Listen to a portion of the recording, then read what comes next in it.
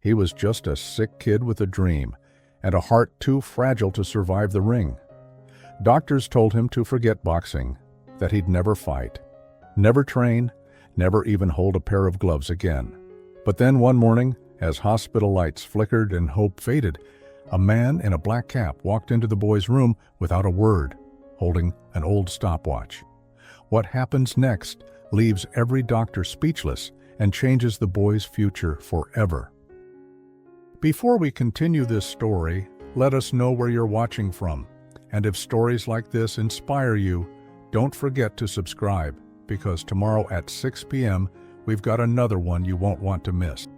He was just a kid. But when he looked at that worn pair of gloves, it was like he saw a future the world kept trying to erase. The gym smelled like history, sweat-soaked canvas, cracked leather, chalk dust lingering in the air like ghosts.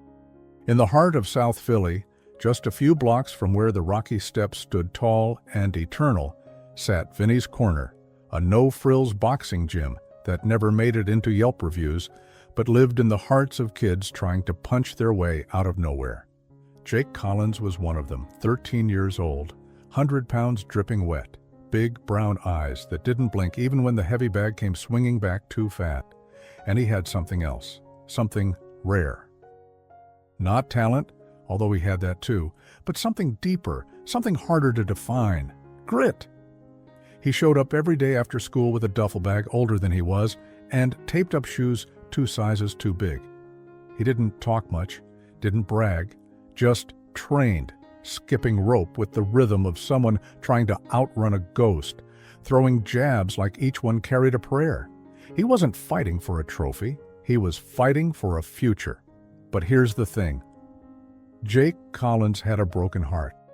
Not metaphorically, literally. A congenital defect, one artery too narrow, one valve too loose, a problem buried deep inside his chest like a time bomb with no countdown. The doctors called it unfortunate. His mother, Maria, called it a war she couldn't afford to fight. And Jake? He just called it unfair, because he didn't want to be famous. He didn't want millions. All he wanted was to put on the gloves and climb into the ring just once, and hear the bell. But every time he tried, his body said no. Therefore, he fought it, in silence, in shadows. He trained when no one was looking. He watched old VHS tapes of Rocky so many times, the image began to blur. Not because he liked the punches, but because he believed in the man behind them, the myth. It ain't about how hard you hit, Jake whispered it like scripture. And one night, one cold, dry night, when the wind cut through the alleys like a blade, everything changed. It started with a cough, harmless at first, just Jake, out in the alley behind Vinny's, shadowboxing under a flickering street lamp. He coughed once, then twice, then dropped to his knees, clutching his chest like something inside had snapped loose. Coach Harris found him minutes later. A Vietnam vet with cauliflower ears and eyes that had seen too much, Harris scooped Jake up without a word and drove him straight to Jefferson Memorial. He didn't even ask if Jake had insurance.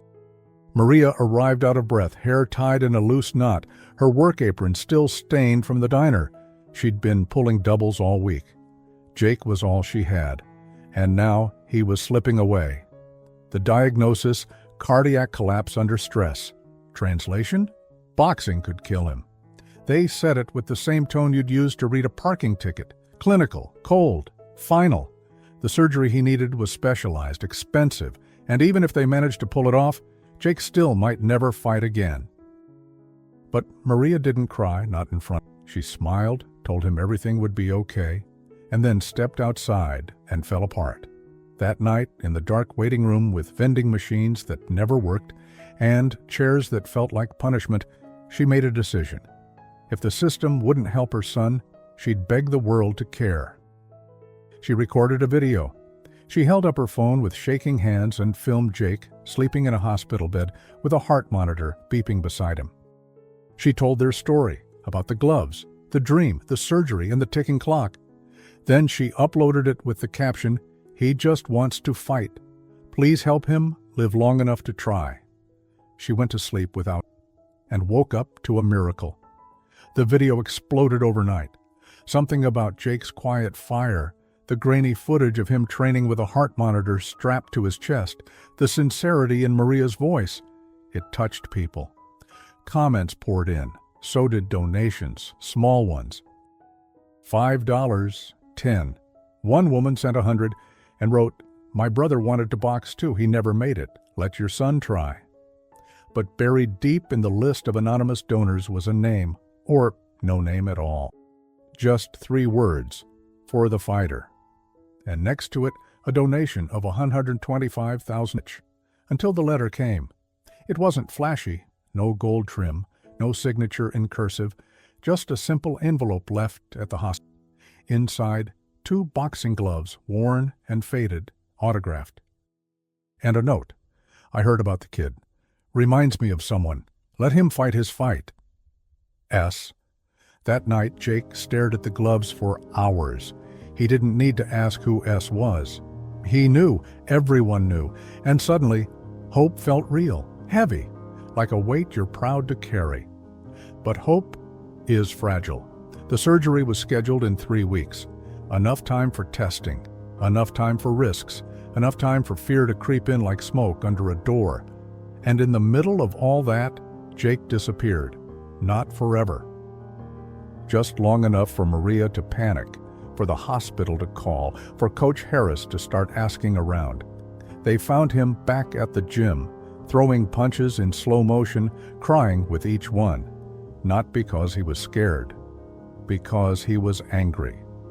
"I don't want him to pay for me," Jake said. Maria blinked. "What?" "I don't want a handout. I want to earn it. I want him to see me fight and think, yeah, that kid's worth it."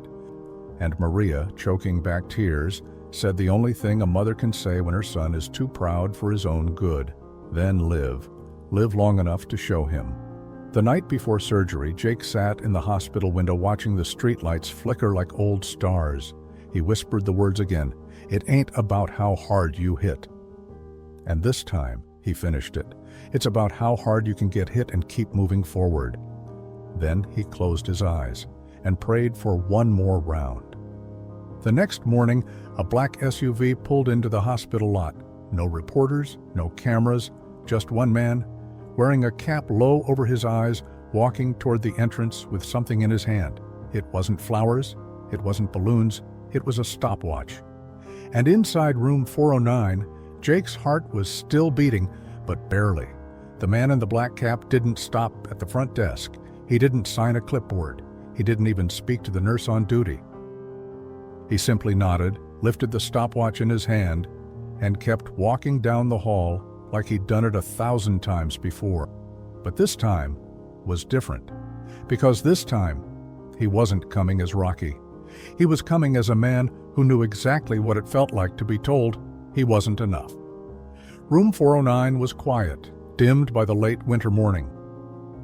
The machines whispered, the heart monitor blinked slow and steady, and Jake Collins, wiry, fragile, unconscious, lay beneath a tangle of wires, a fighter still waiting for his first real round. Sylvester Stallone stood at the foot of the bed, hands in his jacket pockets. He didn't speak. He didn't need to. Instead, he reached into his pocket and pulled out something small, something old. A stopwatch, the same one Mickey had used in the first Rocky. The one that ticked through every run, every training montage, every fight that looked impossible, until it wasn't. He placed it on Jake's nightstand gently, Then he sat down and waited. Meanwhile, outside the hospital room, Maria was trying not to fall apart. Again, she had barely slept. The anxiety was a dull roar in her chest, and yet, when the doctor came out, white coat stiff and clipboard tucked under his arm, Maria stood tall. "How is he?" she asked, her voice shaking. The doctor paused. "Not good. He's stable, for now, but the prep is going to be harder than we thought. The irregularities in his rhythm have increased. We may need to delay." "Delay?" She blinked. "He's running out of time." "We're all trying our best." "No! she said. "Try harder." The doctor nodded respectfully and walked away, but the helplessness lingered, like a bad taste in her mouth. She turned back toward the room and froze. There, just outside the door, leaning against the wall like he'd been there all morning, was Sylvester Stallone. Real, tangible, a little older, a little quieter, but unmistakably him. Maria gasped, covered her mouth, and nearly dropped her coffee. Stallone just nodded. "Mind if I see him?" he asked, voice gravelly. Maria, still stunned, could only whisper, "You already are." Inside the room, the boy stirred, eyes flickering beneath lids, breathing shallower. Jake was dreaming. In the dream, he was back in the gym, hands wrapped, the bell ringing. But no opponent in the ring, just shadows. A crowd of faces he couldn't see, and then a voice. "You ready, kid?" He turned. It wasn't Coach Harris, it wasn't his mom, it was him. Standing in the corner of the ring, arms crossed, that crooked little smile he'd seen 100 times on screen. Jake tried to speak, but no sound came out. Instead, Stallone pointed to the gloves. "They're yours," he said. "But I haven't earned them," Jake mouthed. "You're still fighting, ain't you?" The dream began to fade. Jake woke up, blinking. His mouth was dry. His chest ached. But his heart was still beating, and sitting across from him, looking like a ghost from the silver screen, was Sylvester Stallone. "You're awake," Stallone said softly. Jake stared. "Is this—" His voice cracked. "Are you real?" "As real as your right hook." Jake tried to sit up, but Stallone raised a hand. "Easy, champ. You've already done the hard part." Jake looked over at the gloves on the nightstand, the stopwatch, his heart monitor, his mother. He swallowed. "I didn't want you to pay for me." "I know," Stallone replied. "Then—" "Why?" Stallone leaned forward, elbows on his knees. "When I was your age, nobody believed in me. Nobody thought I could be more than a nobody. Except one guy, Mickey. He gave me a shot, changed my life." He paused. "I saw your video, Jake, and I saw myself." Jake blinked rapidly, overwhelmed. I'm just a kid." "Exactly," Stallone said, "and you've already gone more rounds than most grown men ever will." Over the next few days, the hospital staff grew used to the presence of a Hollywood legend pacing the hallways like an anxious uncle. Stallone was quiet, but he was there. He brought no press, no entourage, just stories. And silence. And the kind of presence that made everyone stand up a little straighter. Coach Harris came by on day 3. He brought a photograph from the gym, a group shot of the kids all holding up their gloves, Jake front and center. "Thought he might want this when he wakes up." Stallone nodded. "He's going to need something to look at while he's climbing." But not everyone was optimistic. Dr. Park, Jake's lead cardiologist, pulled Maria aside. "I need you to be prepared. His heart is failing faster than we anticipated. There's a high risk the surgery could, not succeed." Maria's hands. "What are you saying?" "I'm saying we may have to make a decision soon." Maria turned away, pressed her forehead to the window. "Not yet." In the hallway, Stallone's own. He could feel the weight of it, the pressure. He thought about his own kids, about what it meant to put your heart into something, knowing it might break. He clenched his fist. Then he walked back into the room, sat down beside Jake, and placed the gloves in the boy's lap. "Time to make a choice," he said. Jake opened his eyes. "You ready?" Jake nodded. "Let's go." Just as they prepare for surgery, Dr. Park pulls Stallone aside. "There's something you should know." "What?" "Jake, he's not just a fan. He's been writing to you for years. Dozens of letters, all mailed to a P.O. box in L.A. We found them in his backpack." Stallone took the stack of letters, faded, folded, some torn at the corners, and leafed through the top one. "Dear Mr. Stallone, I know you probably won't read this, but if you do, I just want you to know I'm trying to be strong like Rocky. Even though my heart is weak, I think it's just scared, like me." Jake C. Stallone closed his eyes. This wasn't just charity. This was fate. Back in room 409, Jake was prepped, gowned, hooked to machines that hummed like quiet thunder. Maria sat beside him, holding his hand. Coach Harris stood in the corner, arms folded. Stallone paced like a lion. And then, without warning, Jake whispered something. Maria leaned in. "What, baby?" "Tell him." She frowned. "Tell who?" Jake turned his head. Stallone leaned closer. "Tell him to start the stopwatch." The nurses wheeled Jake toward the operating room. Stallone, holding the stopwatch in his palm, whispered, "Round 1. The sound of a heartbeat. The doors to the operating room closed with a soft thud that sounded louder than thunder. Maria pressed her forehead to the cold wall outside the OR and whispered a prayer she wasn't sure anyone. Coach Harris sat silently in a hard plastic chair, holding his hat in both hands, and Stallone, still gripping the old stopwatch, stood in the hallway like a man waiting for a storm to pass, knowing it might not. Tick, tick, tick. Inside, time slowed. Jake's chest rose and fell beneath the pale blue surgical drape, wires and sensors attached to every inch of him like threads pulling him between worlds. Dr. Park moved with the calm precision of a woman who had walked this tightrope before. But even she felt it. This one was different. The boy wasn't just a patient. He was a symbol, a fighter, a whisper of hope in a city that had forgotten how to leave, and this operation had to work. But an hour in, Jake's heart began to flutter. Therefore, they had to pause the procedure, administer an emergency dose of stabilizers, and restart with a modified approach. The new plan was riskier, threading a micro valve through an artery that was narrower than expected.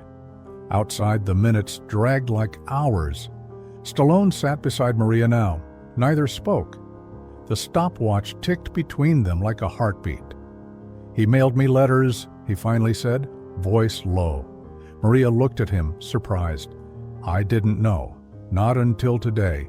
He wrote me years' worth. Every time he felt weak, he told me he was trying to be strong, trying to be like Rocky." Maria's eyes welled with tears. "He didn't want to tell me. He thought, maybe if he kept writing, one day you'd answer."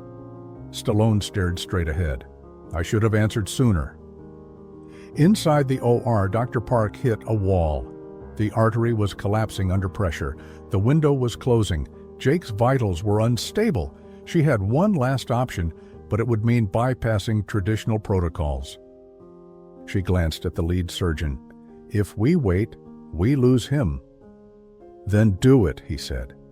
Hands trembling just enough to make her feel human, she guided the final instrument into place.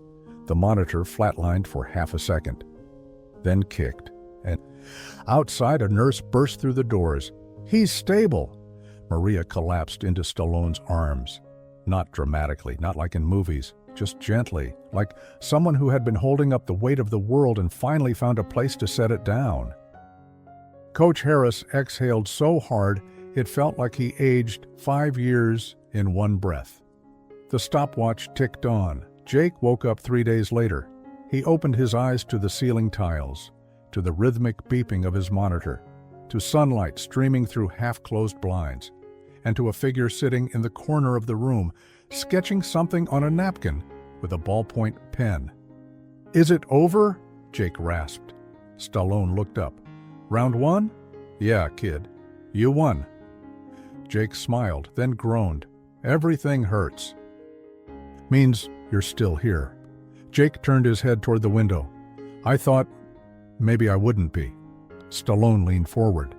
"You were never out of the fight. You just needed a corner man." Jake chuckled. "I got the best one." The weeks that followed were slow. Physical therapy, strict diet, monitored heart rate.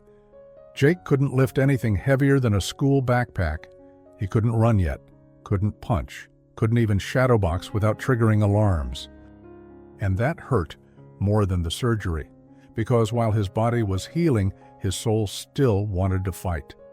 He sat in silence a lot, watching boxing matches with the volume low. sketching drills in a notebook he called the comeback plan. But every time he tried to sneak in a push-up, Maria caught him. Therefore, he started waking up earlier than her. One morning, Stallone walked into the hospital room at 6 a.m. to find Jake balancing on one foot, trying to throw a left hook without disturbing his heart monitor. "Busted," Jake muttered. Stallone didn't scold him. Instead, he nodded slowly. "Let's take a walk." It was still dark outside. They walked the hospital's rooftop, both wrapped in thick coats. Stallone moved slow. His knees weren't what they used to be. But Jake didn't rush. For once, the silence between them wasn't awkward. "Why me?" Jake finally. "You mean, why help you?" Jake nodded. Stallone looked at him. "I don't help people because they're strong. I help them because they believe they're strong. You believed, even when your body didn't." Jake chewed his lip. "I was scared. So was I." Jake looked at him. "You? I've been scared every day of my life. You think writing Rocky wasn't terrifying? Think standing in front of the whole world and saying, 'I'm good enough,' wasn't scary?" He put a hand on Jake's shoulder. "Fear's part of the fight. You just don't let it win." The rooftop became their spot. Every morning before sunrise, they met there. Sometimes they talked. Sometimes they just stood in silence, watching the city come alive. Jake began to get stronger, slowly, deliberately. The doctors noticed. So did Maria. And then came the day Jake had been waiting for. Dr. Park walked in, clipboard in hand, and said, "We think you're ready." Jake blinked. "Ready?" She smiled. "To train?" Jake's eyes filled. "You mean I can fight?" Dr. Park held up a finger. "You can begin. No sparring, no full contact. But movement? Yes. Controlled drills? Yes. And under supervision." Jake turned to Stallone. "You hear that?" Stallone grinned. "I always believed in round 2. Coach Harris reopened the gym early for him. The other kids watched in awe as Jake stepped through the door with gloves slung over his shoulder and a story behind his eyes no one else could claim. He didn't train hard, not yet. He moved like a man learning to dance again, but he moved. Every jab was deliberate, every step controlled. He wasn't chasing glory, he was reclaiming himself. A week later, Maria received a letter in the mail. No return address. Just a seal, a golden boxing glove with an eagle behind it. She opened it, confused. Inside, a formal invitation. "Your son, Jake Collins, is invited to attend the National Boxing Youth Conference in Las Vegas, Nevada, as a special guest and honorary inductee into the Junior Fighters Hall of Honor. Keynote speaker, Sylvester Stallone." Maria's mouth dropped. She ran to Jake. "Vegas?" Jake blinked. "But I haven't even fought yet." Maria held up the invitation. "Maybe they think you already did." Stallone called that night. "You up for a road trip?" Jake grinned. "I was born ready." The flight to Vegas was surreal. Jake had never been on a plane. He spent most of the flight staring out the window, imagining himself floating over the world like a fighter in the clouds. When they landed, a limo picked them up.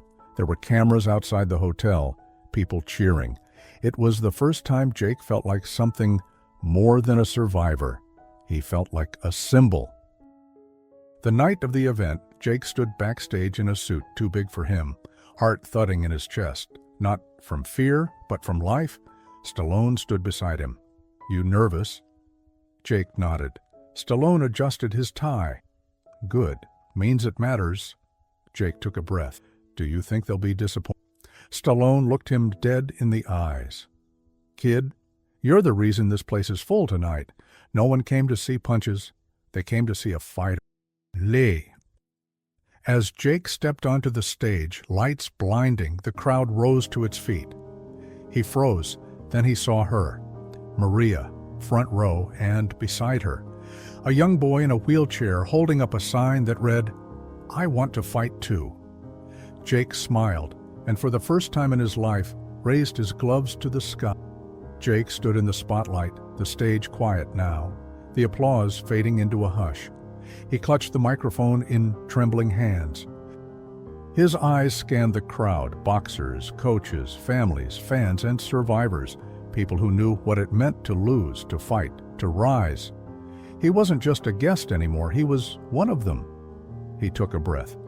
"I don't have medals," he said. "I don't have a title. I've never won a match, but I've fought harder than anyone I know." The room leaned in. "I've fought against something inside me that told me I couldn't, that I shouldn't, that I wouldn't make it. But I'm here. Not because I'm the strongest." He turned slightly, gaze falling on Stallone near the wings. "But because someone believed in me before I believed in myself." The audience exhaled. "I used to think boxing was about hitting, winning. But now I know it's about standing up when everything tells you to stay down." He looked at the boy in the wheelchair holding the "I want to fight too" sign. Jake smiled. "This fight's for you." After the speech, cameras flashed. Reporters reached for quotes. But Jake didn't care about the spotlight. What mattered was the moment he stepped off that stage and that little boy rolled forward in his chair, wide-eyed and silent. Jake kneeled down. "What's your name?" he asked. "David." "David, you want to learn how to throw a punch?" The boy grinned. "Can I?" Jake handed him his gloves. "You already did." Back in Philly, the gym welcomed him home like a king.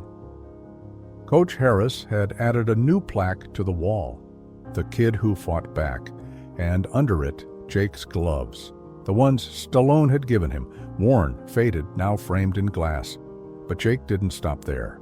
With Stallone's help and a generous donation from the Youth Boxing Foundation, they launched the Heart Initiative, a boxing program for kids with chronic illnesses, safe, medically supervised, emotionally empowering, not about combat, about resilience, about learning how to stand. Maria helped manage it. Coach Harris trained the volunteers. Jake led the drills.